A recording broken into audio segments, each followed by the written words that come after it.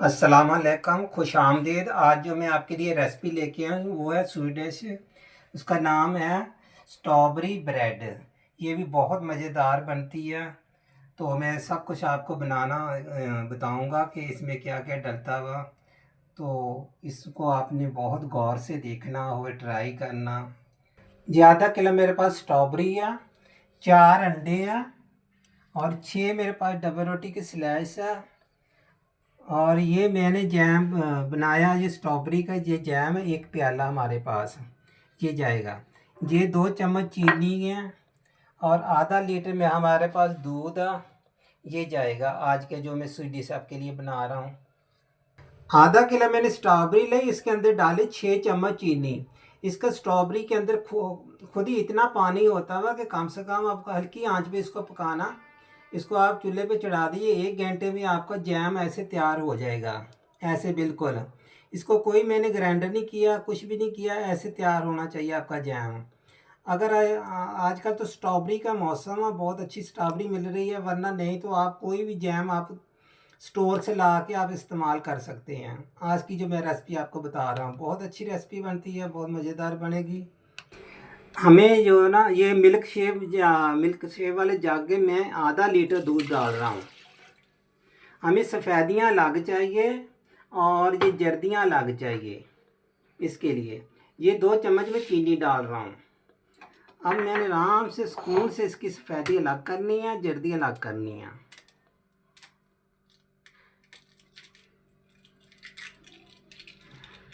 ऐसे करके आपने स्पून के साथ ये देखो कितने आराम से निकल गई इसकी सफ़ेदी। जर्दियाँ आपने इसमें डालते जाना, मिल्क शेक वाली जग में, दूध में।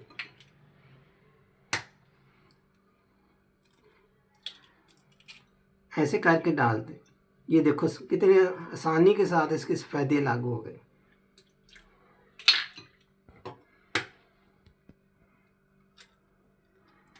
ये बहुत मीठा, दावत पे पसंद आने वाला, मेहमानों को बहुत पसंद किया जाता था, हमारे दौर में था।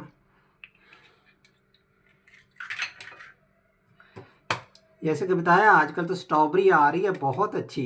आप ज़्यादा से ज़्यादा इस्तेमाल किया करें, खाएं, रेसिपियाँ बनाएं। और ये अगर नहीं मौसम होगा तो आपने कोई भी जैम ले लें अपनी पसंद का, वो इस्तेमाल कर लेना स्टोर से ला के। चलिए अब हम इसको करेंगे ग्राइंडर। हमने इसको 2-3 मिनट के लिए चलाना सिर्फ।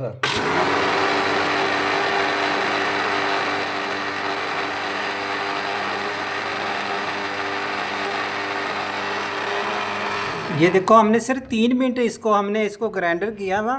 ये कितना अच्छा हमारा ये तैयार हो गया हुआ। हमारे पास जो ब्रेड है इसको आपने ब्राउन करना है इसे। अच्छा, अगर आपके पास टोस्ट ना हो तो आप तवे पे भी हल्की आंच पे सुकून से कर लीजिए। तो इसको ब्राउन करना खूब अच्छी तरह। फ्राई पैन है बड़ा तो फ्राई पैन में कर लीजिए। हम अपने ब्रेड चेक कर रहे हैं हो गए ब्राउन कि नहीं। ये देखो ऐसे ब्राउन करनी है आपने, माशाल्लाह कितने अच्छे हो गए दोनों दोनों साइड से, ऐसे यूँ।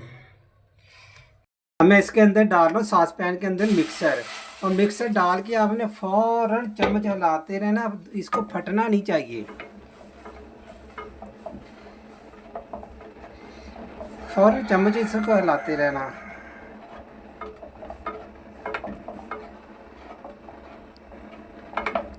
इसको हमने 3-4 मिनट के लिए पकाना, इससे ज़्यादा नहीं पकाना, इसको फटना नहीं चाहिए बस।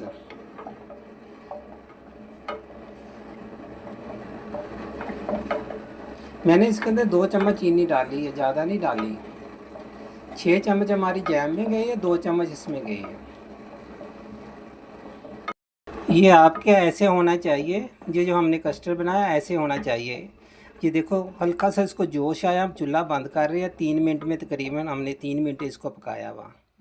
ये देखो आप देख सकते हैं, ये देख ऐसा होना चाहिए। इसको आपने ऐसे 2 तरह से ले लेने हैं। स्लाइसों को आपने छोटा छोटा काट लिया, आपकी मर्जी है। आपने बड़े बड़े रखने हैं तो बड़े बड़े रख लें, मगर बड़े बड़े अच्छे नहीं लगते खाने में, जो है ना, ये छोटे छोटे अच्छे लगते हैं।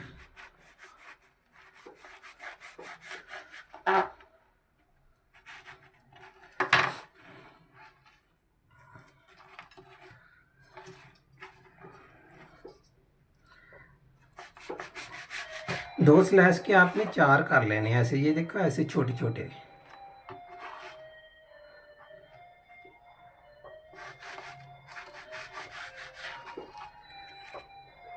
सबके आपने ऐसे काट।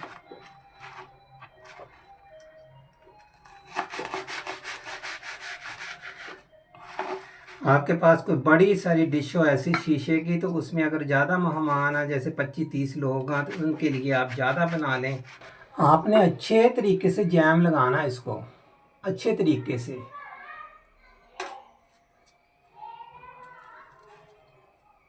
ऐसे तरीके, और ऐसे रखते जाना।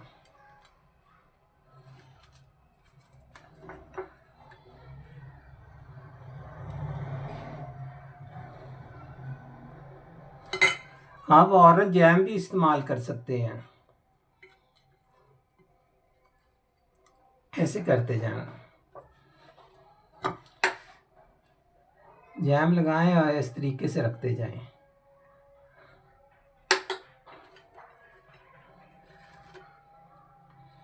आप भी डिश ऐसी इस्तेमाल किया करें जिसमें चीज़ बड़ी खूबसूरत लगे।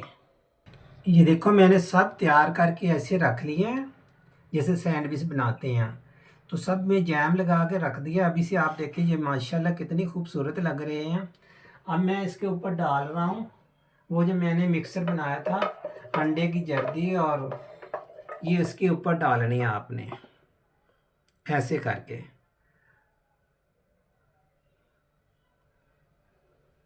ऐसे करके आपने डाल देने हैं।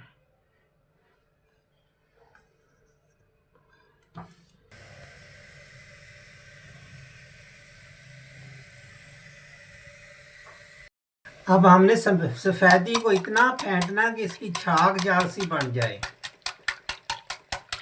खूब इसको फेंटना सफ़ेदियों को, ये 4 अंडों की सफ़ेदी है।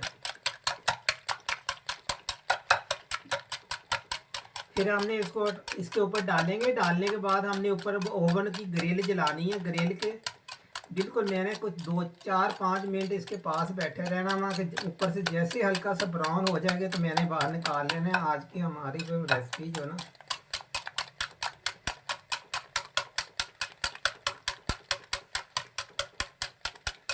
खूब इसको फेंटना वहाँ। ये देखो झाग बनना शुरू हो गई। यही झाग की वजह से इसके ऊपर खूबसूरती आनी है।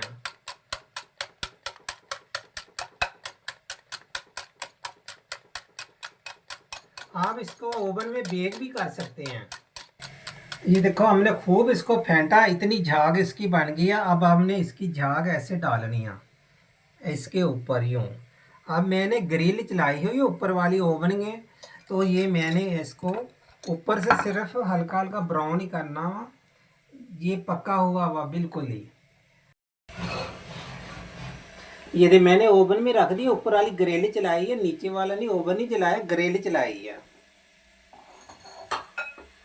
मैं इसके पास बैठा हूँ, बस इसका ख्याल करना कि ये जले ना, बस इसको ब्राउन करना मैंने। ये देखो हम आपने इसको 8 मिनट के लिए कम से कम ओवन में 8-10 मिनट के लिए रखना, और बिल्कुल आपने ओवन का ढकना खोल के पास बैठ जाना वहाँ, ऊपर से जले नहीं, ब्लैक नहीं होना चाहिए। आप इसका कलर देखें, इसकी माशाल्लाह शक्ल देखें। मैं अभी 1-2 आपको निकाल के दिखा रहा हूँ क्योंकि रोज़े हम खाएंगे नहीं, सिर्फ मैंने आपको सिर्फ ट्राई के लिए दिखाना वहाँ कि ये देखो माशाल्लाह कितने खूबसूरत बन गए। ये देखें, एक मैं और निकालता हूँ। बहुत सुकून के साथ आपने इसको ऐसे निकाल लेना। ये देखो माशाल्लाह।